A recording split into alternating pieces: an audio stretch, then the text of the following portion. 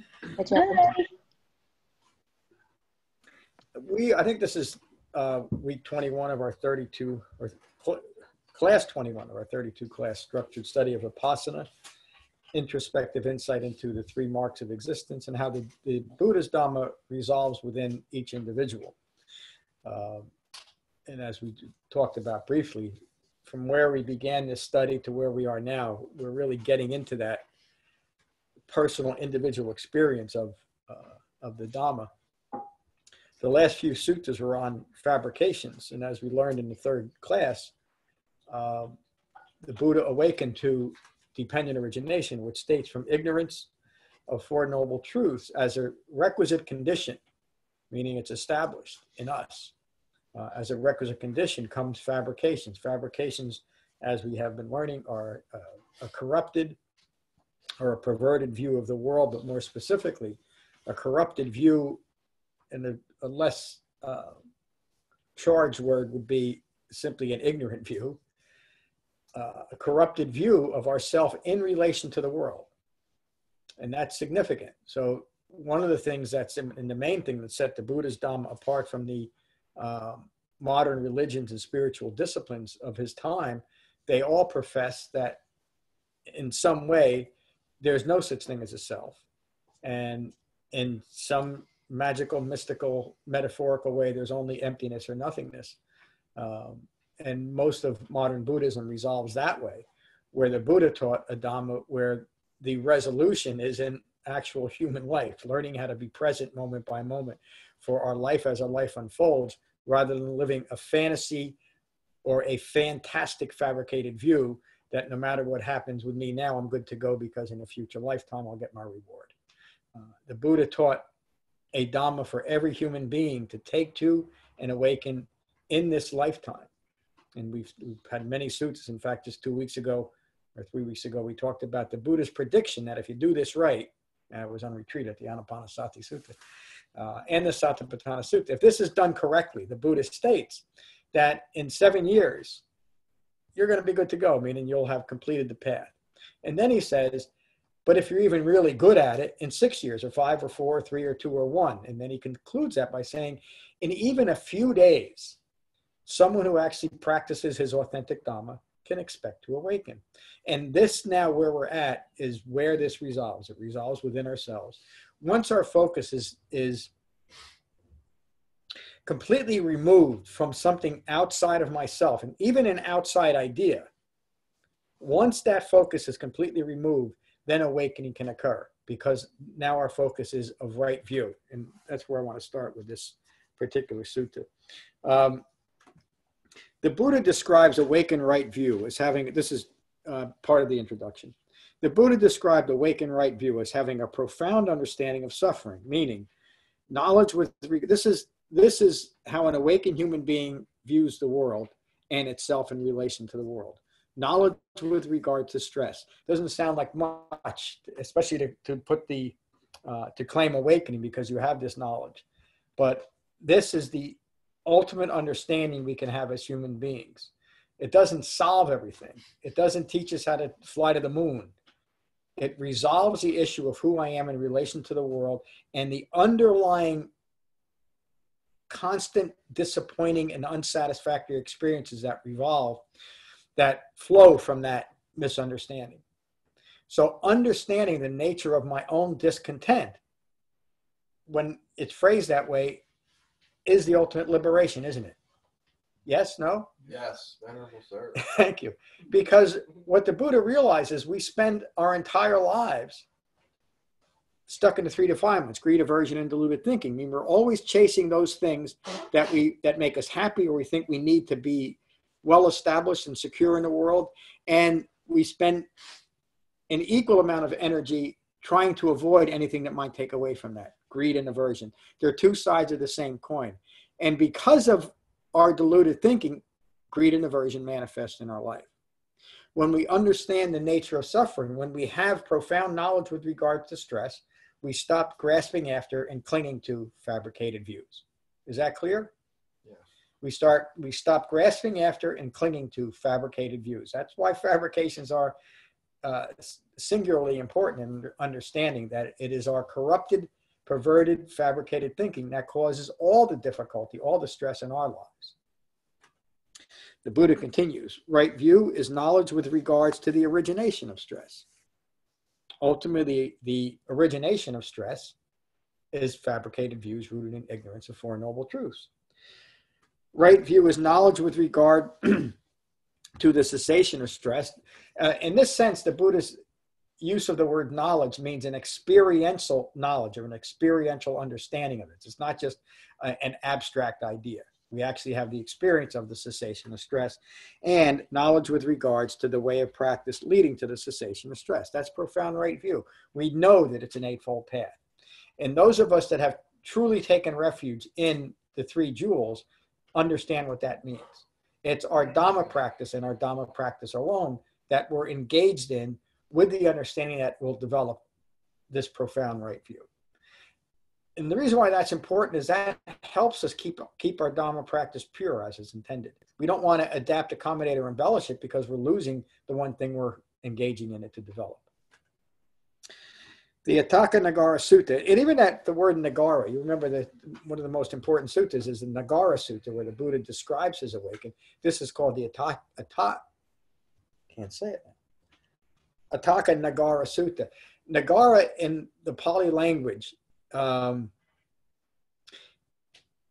like the entire Pali language, there's a lot of inferences to the word.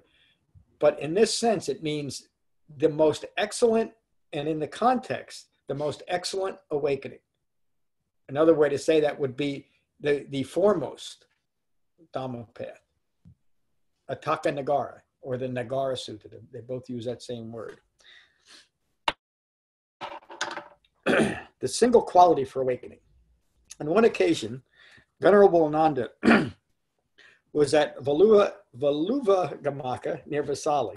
At the same time, a householder, Dasama from Aṭṭhakanagara, was nearby in Patalaputta on business. Completing his business, Dasama went to Kukata Monastery to ask a certain monk a question. Where is Venerable Ananda staying? I would like to see him. The monk told him where Ananda was, and Dasama left immediately for Valuvagamaka. Upon meeting Ananda, Dasama bowed and sat to one side. He had a question for Ananda. Venerable Sir, is there a single quality taught by the Buddha to be developed so that the unreleased mind of a Dhamma practitioner who is mindful, ardent, alert, and resolute in the Dhamma would attain release and security from the yoke of clinging to views rooted in ignorance of Four Noble Truths? Yes, there is, friend Dasama, when a Dhamma practitioner, secluded from sensuality and other unskillful qualities, enters and remains in the first jhana. So Dasama had this grand question and was expecting a rather lengthy answer.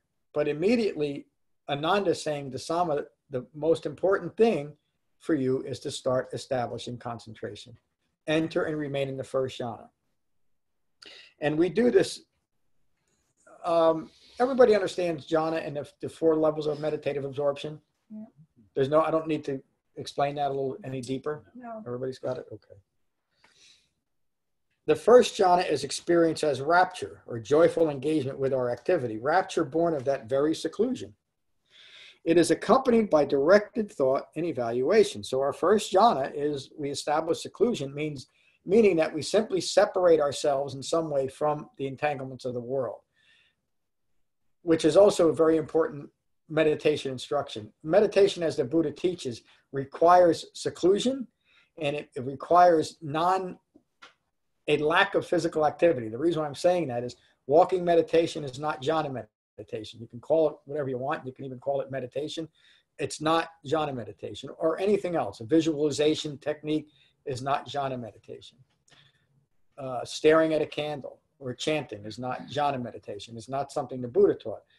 You may like it, or traditions may practice it. Many traditions practice everything but jhana meditation.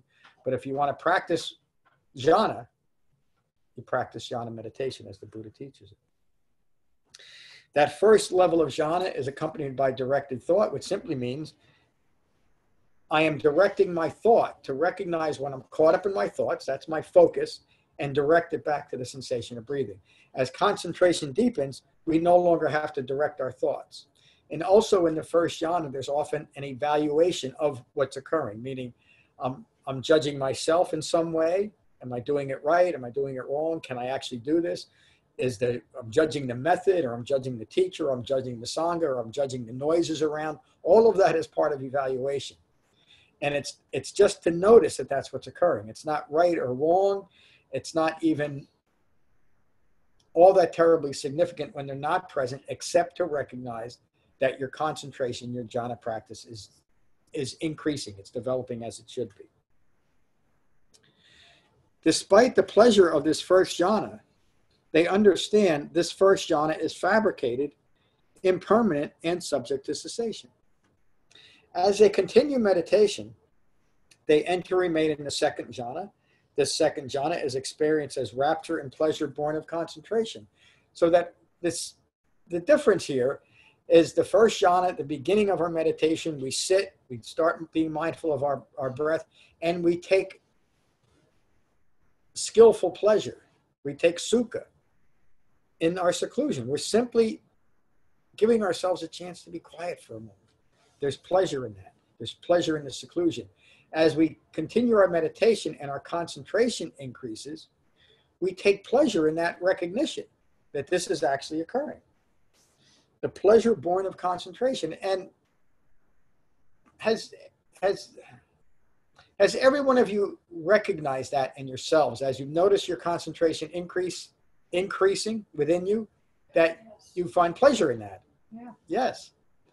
That's why the Buddha teaches these 4 levels of meditation, 4 levels of jhana. So you notice it. This is good. This is a good pleasure. This is sukha. This is flourishing within our own minds, rather than being stuck in dukkha or suffering because of our minds. The resolution is in the same spot, isn't it? Between our ears, between the way we think. Not between the way we think, the way we think. Free of directed thought and evaluation, the joy of concentration permeates their entire mind and body. Despite the pleasure of the second jhana, they understand this second jhana is fabricated, impermanent, and subject to cessation. Another reason why these are important is that we don't develop a bit of concentration, a bit of pleasure in that concentration, and say, that's pretty good. This is good enough. The Buddha is saying, you remember the sutta 2 weeks ago about Sariputta, describing how deep he got into concentration, and then yet recognizing there's still deeper concentration. And even at the end of that sutta, and I think we touch on here, there's no depth, is that the right word, to the level of concentration we can develop. A few years ago, maybe 3 now, I got an email from a student, and it was a phone call, online student. He says, why did the Buddha keep meditating after he awakened? And to some people, that would seem like a reasonable question until you think about that. Why would the Buddha stop meditating simply because he awakened? Why would he stop the one thing? Even to ask that question, they're seeing meditation as a burden in some way. I want to get through this. I want to get to that awakened state so I can stop this foolishness. They're missing something, probably missing the entire Eightfold Path at that point, which is what I told them, by the way. I said, if you're looking at meditation that way, I first gave them the answer. The Buddha continued to meditate because he was an awakened human being. The advice was continue to integrate the Eightfold Path, and you'll understand that. You'll understand why he would keep meditating. There's also in some sutras it talks about replacing the pleasures of the world with the pleasure of meditation. Yes, yes, and that talk about a simple pleasure. You know, for 45 years after the Buddha's awakening, he spent twice a day, every day, like I hope you all do, meditating. He didn't stop, and it's not. The reason why he didn't stop relates to why we should start meditating, and it's not to fix a broken self. In other words, the Buddha wasn't worried about becoming unawakened if he didn't keep meditating. It was simply an expression of who he was, which is how these levels of jhana should be looked at and how our Eightfold Path will eventually be integrated into our lives. There's nothing special about it. There's nothing ordinary about this most extraordinary path. The Buddha continues, continuing meditation, they enter and remain into the third jhana, which is equanimous and mindful, a pleasant abiding, with the fading of rapture, which is really, you could say that with the fading of rapture, the subtle agitation, if that's the right word, the subtle agitation of meditation, whether that directed thought and evaluation, which is really an agitation to the mind, it falls away. And now there's simply just this pleasant abiding, that equanimity. Has every one of you experienced that during your meditation, even if it's just for a moment? Has anyone not? You've all developed it to the third jhana. Again, there's nothing extraordinary about these. Is some of that jhana also just getting a deeper understanding of impermanence is? Yeah. To understand that even the Buddha would experience the impermanence but he understood it. So why would he ever stop? Yeah, that's right. That's a good point. And understanding it in the way that the Buddha uses the word means there's no agitation when we come up against impermanence. It's simply part of who we are in every moment. Nothing is permanent, is there? You could even say that awakened state is maintained by the Dhamma, by continuing with the practice. Of course, at that point, there won't be any internal dialogue about whether you should or shouldn't. Would there be? Let me continue. Thank you, David. With the fading of rapture, this pleasant abiding permeates their entire mind and body. Despite the pleasure of this third jhana, they understand this third jhana is fabricated, impermanent, and so subject to cessation. Continuing meditation, they enter and remain in the fourth jhana, which is pure equanimity and mindful. Being pure, neither pleasure nor pain is seen. They sit permeated in mind and body with pure, bright awareness. Despite the pleasure of this fourth jhana, they understand this fourth jhana is fabricated, impermanent, and subject to cessation. As concentration deepens, their mind is unbound, spacious, free of the confining yoke of ignorance. They are imbued with unlimited goodwill, with compassion, empathetic joy, their mind resting in equanimity. Pretty nice, huh? Even so, this Dhamma practitioner understands that this release through goodwill, compassion, empathetic joy, and equanimity is itself fabricated. It is impermanent and it's subject to cessation. And as something as significant and profound as developing that fourth jhana, it almost sounds like the Buddha's diminishing it, isn't he?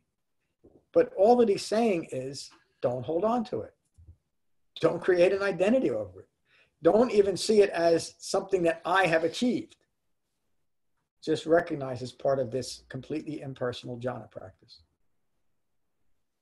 Because as soon as you start attaching these other qualities to it, you've lost that fourth jhana, haven't you? Just let it be. Remaining well concentrated, they reach the end of the defilements, greed, aversion, and deluded thinking. If they do not reach the ending of the defilements right then and there, through their continued right effort, the 5 lower fetters will fall away. The 5 lower fetters are self-identification, grasping at rituals and practices, doubt and uncertainty, sensual craving, and deluded thinking. Furthermore, having abandoned self-identification with form, having abandoned aversion, having abandoned reference, no reference now here and now there, they enter and remain in the perception of the infinitude of space. The reference to now here and now there simply means that continual need to self-establish ourselves in every thought, word, and idea that occurs. We stop doing it. And so now the Buddha is describing, or Ananda, these other levels of fabricated, speculative, non-physical establishments that were common during the the Buddha's time, still common today, and notice how he treats these magical and mystical places. They're simply fabrications. The infinitude of space, then a dimension of infinite consciousness, then a dimension of infinite nothingness, and then two, the dimension of neither perception nor non-perception. Even here, they understand that any phenomena connected to five clinging aggregates, form, feeling, perceptions, fabrications, and ongoing consciousness, is impermanent, stressful, a disease, painful, and affliction, and as such is not a self. So no matter how much we believe or have faith in or follow or practice to try and establish ourselves in all these magical and mystical dimensions, they are a disease, they're painful, they're an affliction, and as such, they're not self. The Buddha says that same thing in so many suttas, it's hard to understand how any Buddhist practitioner could even think of creating a magical, mystical experience of their Dhamma practice, because the Buddha is so forceful and warning against doing just that. Why? Because it's a fabrication. It lies at the heart of stress and suffering.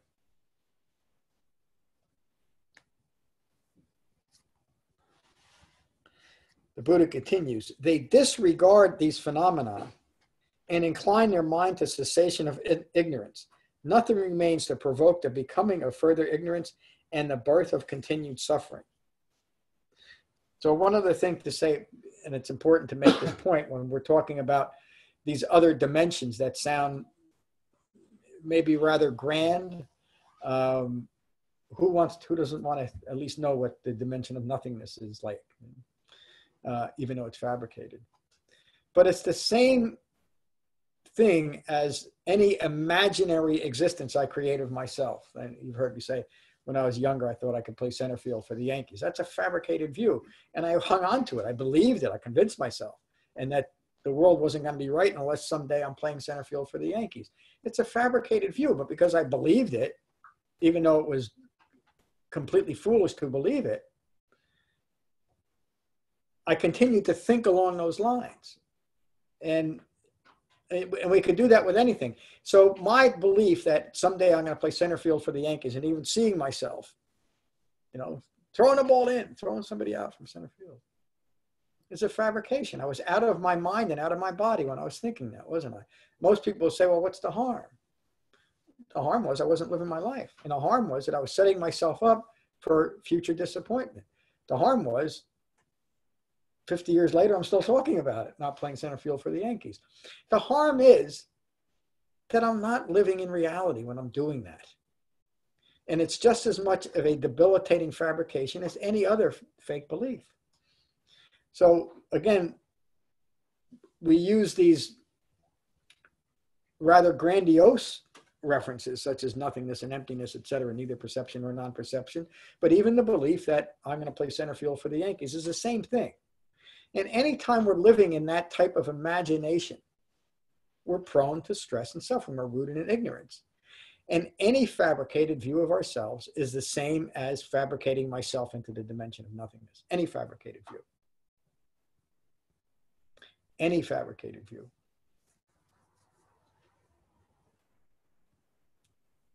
Any fabricated view. I can get somebody mad at it. The point that I'm making is, we get to a point in our Dhamma practice, it usually comes up pretty quick, where we start realizing the fabrications that we don't want to let go of. The fabrications that we think are serving us. Those are the things to be patient with, but to be mindful of, because they're what's holding us back. There are these realms that the Buddha talked about then that were so distracting. This is what we're playing with now. This was much more common during the Buddha's time, and also very common in modern Buddhism. They will enter into a pure, bright awareness, a pleasant abiding. When we let go of all fabrications, as I just described, the Buddha says, they will enter into pure, bright awareness, a pleasant abiding, totally unbound from clinging to wrong views. I love this line. Never to lose their minds again. This, my friends, is the single quality taught by the Buddha to be developed so that the unreleased mind of a Dhamma practitioner who is mindful, ardent, alert, and resolute in the Dhamma would attain release and security from the yoke of clinging to views rooted in ignorance of Four Noble Truths. Upon hearing these words, Dasama remarked, Venerable Ananda, it is as if a Dhamma practitioner were seeking a single opening into treasure, and all at once realized 11 openings to treasure. In the same way, I was seeking a single doorway to the ending of all fabrications. All at once, you taught me 11 doorways I can take, all leading to the single point of cessation from fabricated views. Those 11 doorways are the 4 levels of jhana, the 4 fabricated realms that the Buddha talked about, and the 3 marks of existence.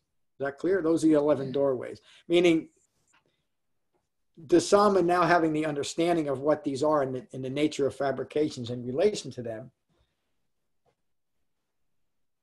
sees the opportunity of, through direct understanding of awakening, the doorways to awakening. Is that clear? In one of the translations that I saw earlier today, it was actually referred to as doorways out of a burning house. Well, Which I thought was yeah. a nice way to put it. It is. That's the right way to look at a fabricated mind, a burning house, because that's what it is. It also relates to the word nibbana, which means awaken. Nibbana or nirvana means extinguish. We've put out the fires of passion. And often nirvana or nibbana is portrayed in some way as fire or heat. It's hot. Venerable Ananda, all true teachers deserve a fee. I will pay homage to you. Remember that, folks. Dasama then gathered the sanghas from Vasali and Pataliputra and prepared a feast for them. He gave a pair of cloths to each sangha member and a triple robe to Ananda. He then built a dwelling for Venerable Ananda. The end of the sutta.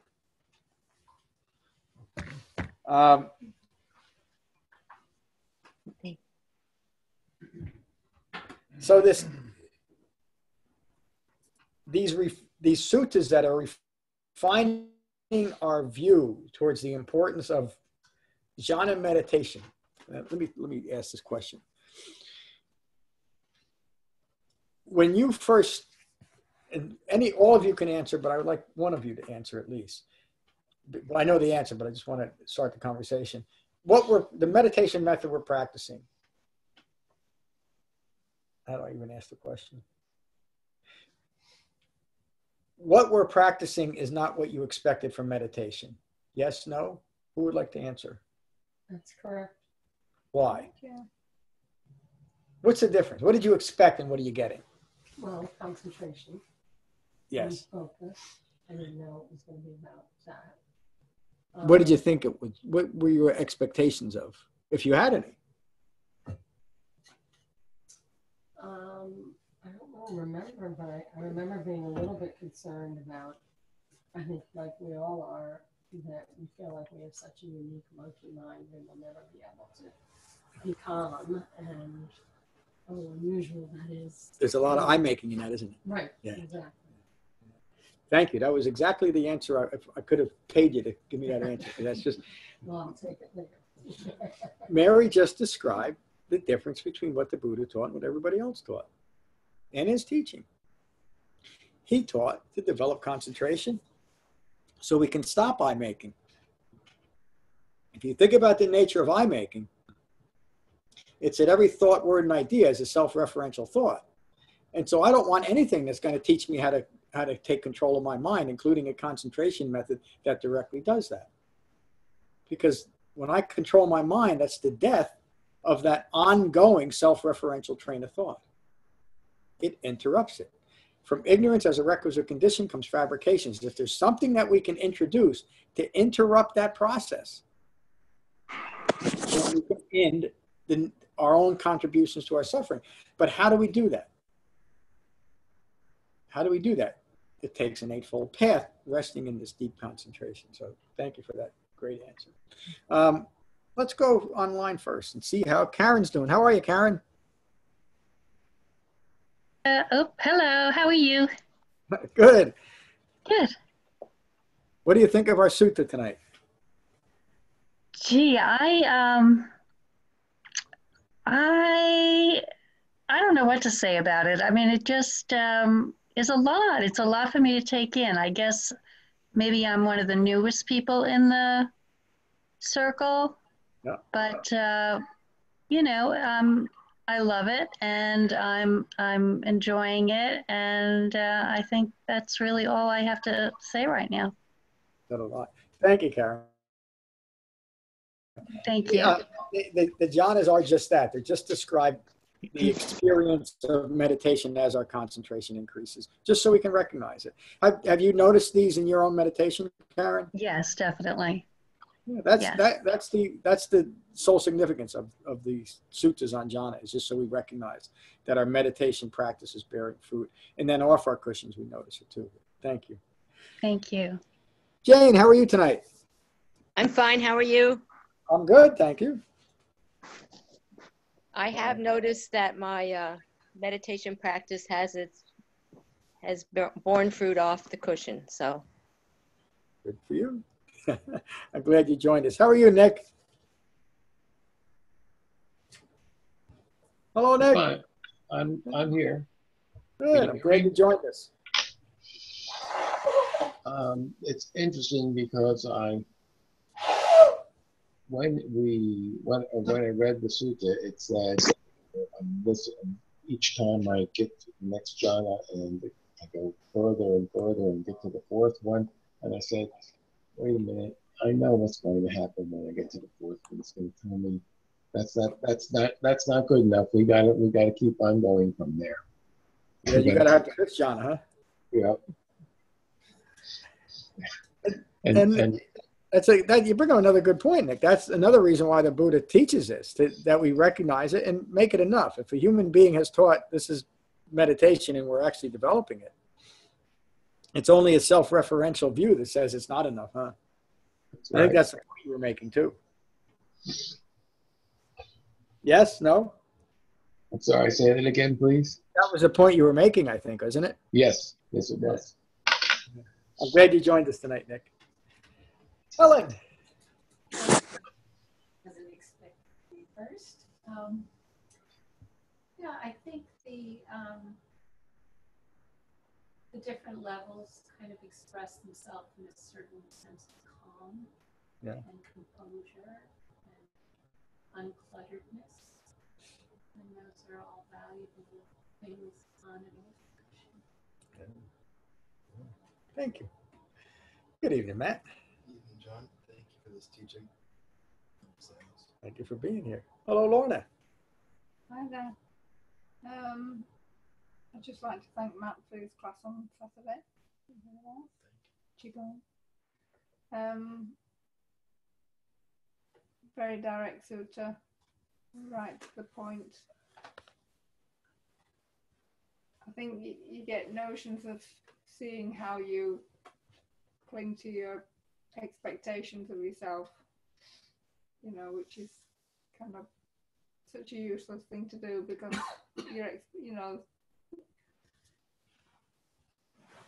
you can't have expectations of yourself really, because you don't know what's going to come and there's circumstances, but you do. You kind of make these expectations, and then you're disappointed. You know, the circle goes on and on.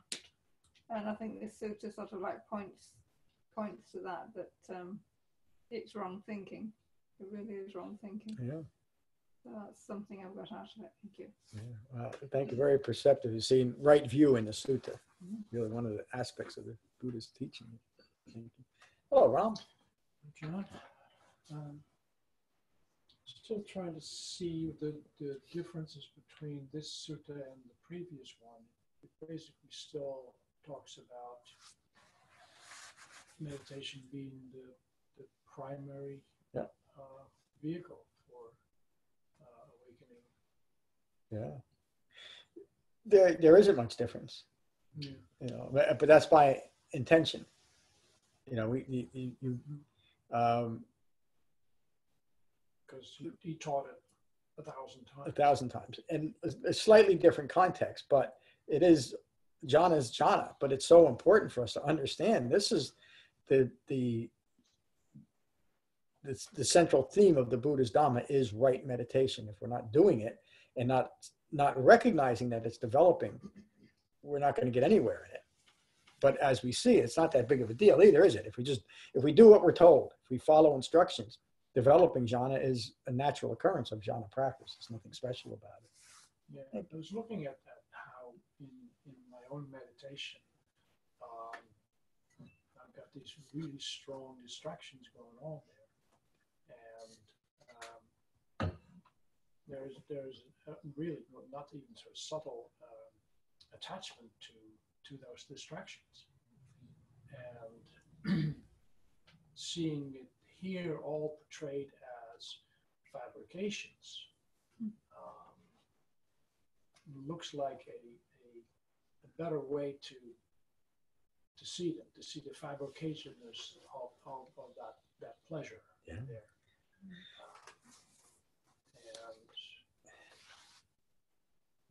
But it's still a process to get out of this thing of actually enjoying the distraction during meditation. And it just, it makes for slow going in the meditation practice. Yeah.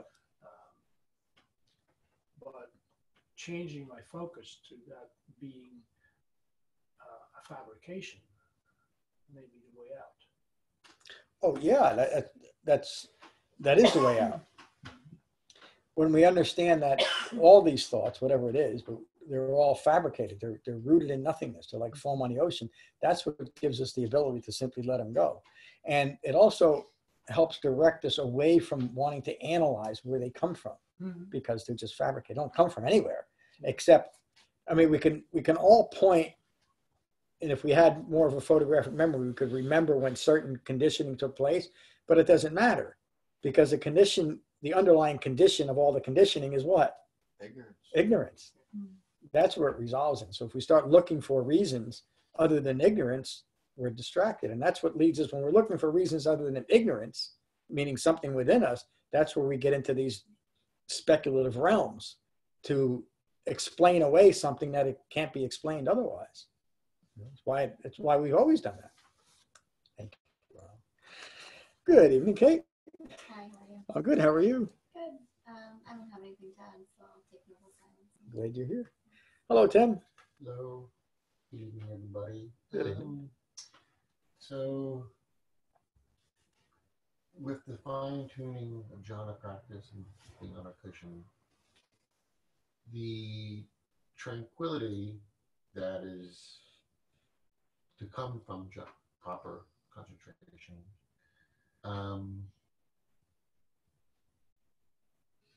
it's like Ron says, I think for some, it's hard to say this because everybody's different, right? Everybody's mind is different. People who have certain anxieties, everyone's different. Everyone's unique in that way. Yep. But I'm just still with my jhana practice that peak, I can't climb over that rock. With it. I find that. Are you talking about developing the fourth level of jhana, or something? I don't think that even there. I think what's happening is the clarity is coming. I'm noticing more. I'm catching things more. However, the joyfulness isn't there. It's actually I think it has to do with the self-referential views and conditions start coming in. I start thinking, my science mind starts coming in. My past philosophical beliefs start pouring in. All these things start pouring in, and it's almost louder. Mm-hmm. It's probably part of the process. You have to be patient with it. Which is why I think the last 3 classes have been on pretty much jhana. Yep. Which is, it's kind of like being hit over the head. Yep. This is what it is. This is what it is. The clarity of the sutta is very obvious, and it makes total sense. But to apply it, it's very difficult for me. So, in your meditation, have you had an experience, even if it's just for one breath, of, For a brief moment. that's the fourth jhana. I've read, and I've taught him here, dozens of suttas on jhana, how the Buddha teaches meditation, the Satipatthana Sutta. I've read thousands of suttas. I've never ever come across anything where the Buddha said, you must meditate for this long, or you must be resting in equanimity for X number of minutes. And I know that if there was some significance in that, the Buddha would make a point of it. That if it was, the point is, and the reason why it's not there, and it took me a while to kind of figure this out, and it's a little bit of speculation on my part, but the reason why, let me go back. Any good teacher who's teaching a new skill will tell you, if you want to really get the keyboard, you need to spend 1 hour a day, at least minimum 1 hour a day. Okay, but that's something different. The Buddha is teaching us to take complete control of our minds, and ultimately the internal motivation has to come from ourselves, not because somebody else established it. He established the practice, what we should do. He recognized this. He developed it within himself. But then he taught individuals how to do it themselves, and that's what the framework is for. But the individual experience is quite different for everyone. And so the Buddha taught you 2,600 years ago to recognize right now, 2,600 years later, that you are developing jhana meditation the way he intended it. It's just not lasting long yet, is it? That's all. And I don't mean to even be cute about that. As you continue your practice, each level of jhana will deepen, and eventually your mind will simply be resting in that fourth jhana. But we experience, I said this a couple of weeks ago, our meditation, right meditation, jhana meditation, I've said this a few times and it probably gets, you probably wish I wouldn't say it, but I'm going to say it anyway, is both metaphorical and a practical experience of awakening of the Dhamma. We have that in our meditation practice. And as we deepen our meditation, as our concentration deepens, we're simply able to recognize this more and more in each aspect of our lives and in relation to different factors of the Eightfold Path. But it all is rooted in this deep concentration, and it's all experienced that way. Lorna mentioned a while ago now that the seclusion that she establishes on her cushion, she now sees that she's able to take that seclusion off her cushion and be in the world without being entangled in the world. It's the same thing. So this level of equanimity that you've briefly experienced during your meditation, have you also noticed it off your cushion? Oh, yes. Congratulations. Really, I'm not kidding at all. You are developing jhana meditation as it should be developed, and you're a great example for all of us. So, sincerely, Tim, thank you. In a general way, so I'm not saying just, I'm using you just as a teaching example now. The idea that I should be further along in my meditation, or as Nick said, there should be a fifth level. That's all self-referential, isn't it? And it's ultimately inconsequential as long as it doesn't take you away from your Dhamma practice. As long as you simply recognize it, that's great. I've now developed 4 levels of jhana that I can recognize in my meditation practice. I'm good. Thank you, Tim. Mary, good to see you. Good to be here, John. Good to see everyone.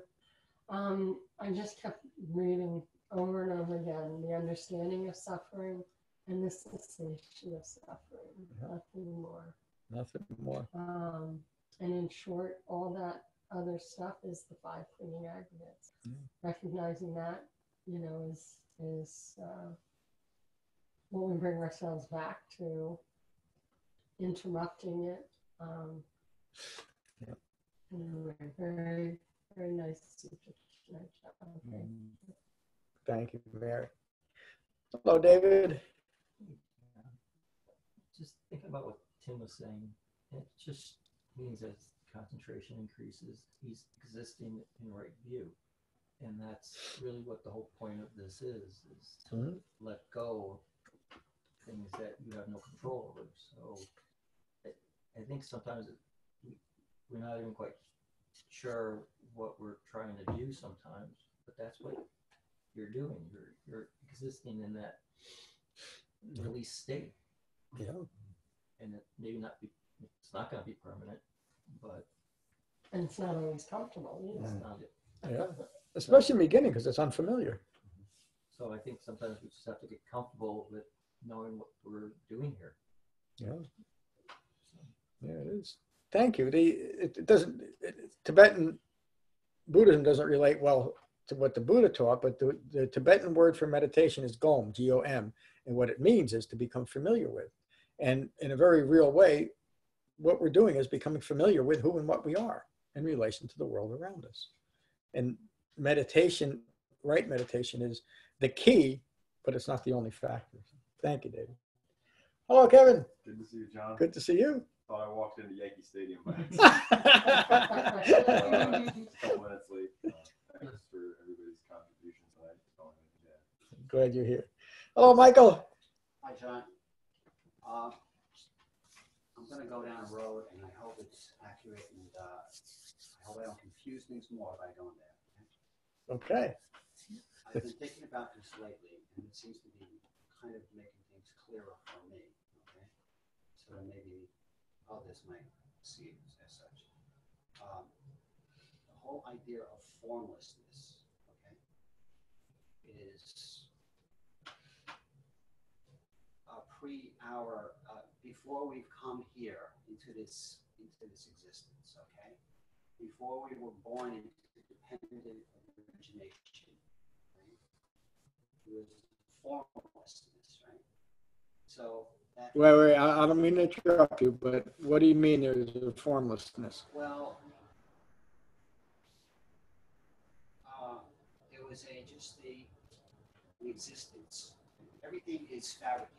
All things here in this life are fabrications. Yes. As they are. Well, wait, again, I don't mean to interrupt you, but just that wall isn't fabricated. It's a fabricated. The fact that I'd rather have a blue wall than a green wall is fabricated. Yes, the way we perceive it. Yeah. So all things are fabrications.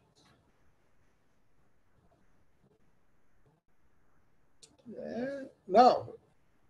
This isn't, the wall itself isn't fabricated. My relationship to the wall, if it's rooted in ignorance of Four Noble Truths, is fabricated.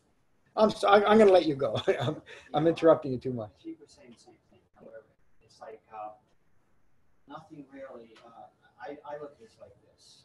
Me trying to understand all my fabricated thoughts, all things such as being a fabrication of a life rooted in ignorance, so to say. All these things are not who we are. They're not, we don't own them. And, they're not what we identify with or should identify with. However, we do identify with things. And we try to cling and grasp. Right? Mm-hmm. So what I try to do is try to understand beyond that is what basically life is, and understanding what fabrications are as they are presented to me in daily life, and not to take any of them personally, because again, they are not who we are, and not who I am, as I'm saying. This kind of enables me to, like, when I'm meditating, to kind of find a place that, as thoughts come and go, I realize, again, I go to my breath when they do come towards me, but they're not sustainable because I realize the nature of them. Mm-hmm. So I'm able to process them more quickly or not get, they tend to go away at that time. So that's what helps me when I'm meditating. So the point I'm trying to make is that's the way I'm understanding it. It seems to be working for me. I feel okay with my meditation practice. Yeah, well, it's bringing you results, isn't it? And you're able to maintain the technique, the jhana meditation technique. When you find that you're caught up in your thoughts, you come back to your breath. And the fabrications can also be seen as wrong views, meaning it's a fabrication to not understand stress, to not understand the origination of stress, to not understand the cessation of stress, and not understand the Eightfold Path. That's all part of a fabricated view as well. And it's best to keep our examination of fabrications internal rather than external. To keep that development of my thinking. It's our perception, yes. Yes. That's excellent, Michael. Thank you. Hi, Julia. Good to see you, Frank. Good to see you, Eric. You guys have anything to say before you go? Good to see you guys.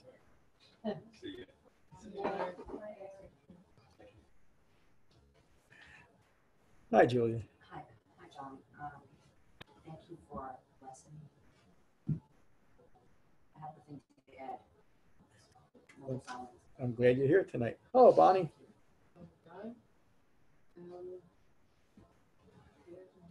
I don't have anything to add, but I just want to say to Tim, like, I understand that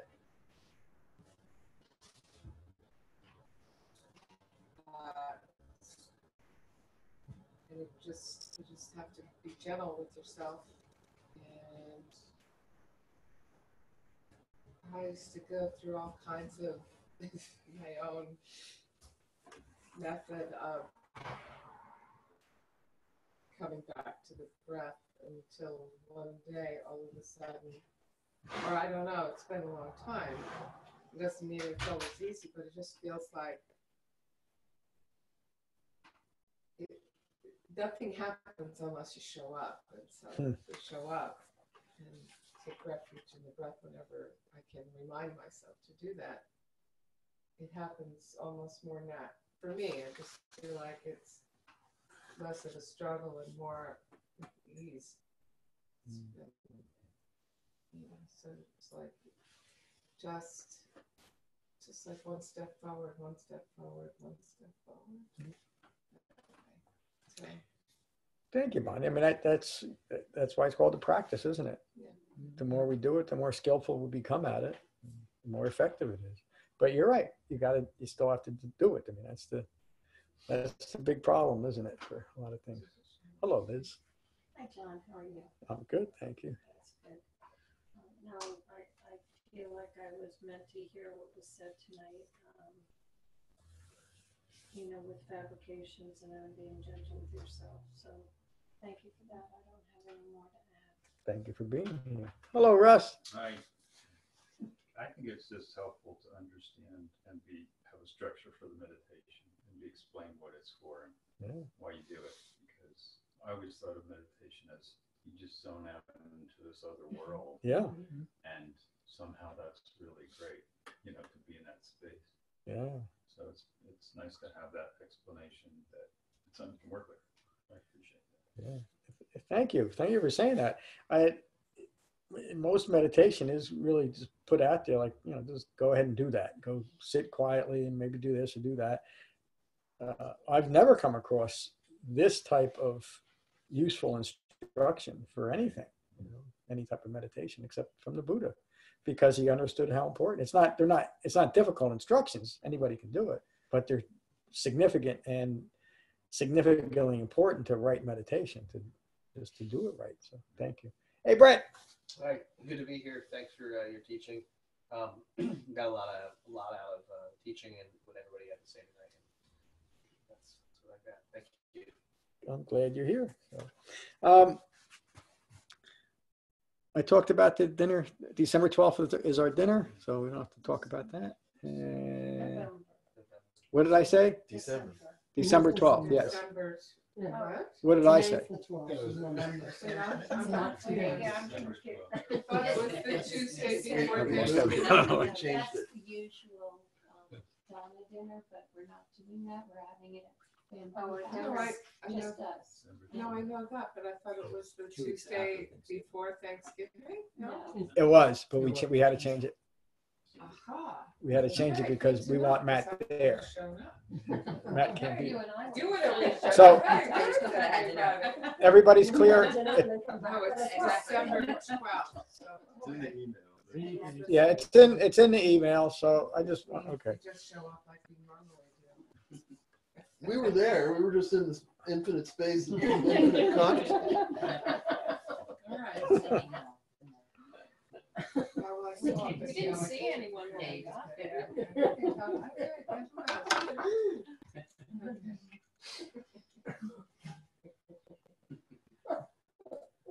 Shall we finish with metta? So again, take a moment to become mindful of your in-breath and your out-breath. And these are the Buddha's words on metta from the Karaniya Metta Sutta. This is what should be done by one who is skilled in goodness and who knows the path of peace. Let them be able and upright, straightforward and gentle in speech, humble and not conceited, contented and easily satisfied, unburdened with duties and frugal in their ways, peaceful and calm and wise and skillful, not proud or demanding in nature. Let them not do the slightest thing that the wise would later reprove. Wishing, in gladness and in safety, may all beings be at ease. Whatever living beings there may be, whether they are weak or strong, omitting none, the great or the mighty, medium, short, or small, the seen and the unseen, those living near and far away, those born and to be born, may all beings be at ease. Let none deceive another or despise any being in any state. Let none through anger or ill will wish harm upon another. Even as a mother protects with her life her child, her only child, so with a boundless heart should one cherish all living beings. Radiating kindness over the entire world, spreading upwards to the skies and downwards to the depths, outwards and unbounded, freed from hatred and ill will. Whether standing or walking, seated or lying down, free from drowsiness, one should sustain this recollection. This is said to be the sublime abiding. By not holding to fixed views, the pure-hearted one, having clarity of vision, being freed from all sense desires, is not born again into this world. Thank you all for a wonderful class tonight. Peace. Thank you all for joining online. Thank you, John. See you, Nick. See you, Jane. See you, Mary. Not Thank Mary. you, John. Karen. Mary's here. Mary's here. Well, I don't put them online, so. Yeah, not a clarification.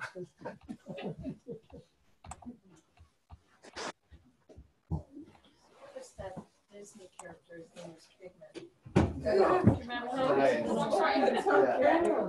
Well, God just right. The same one as Dhamma. How about you? I think.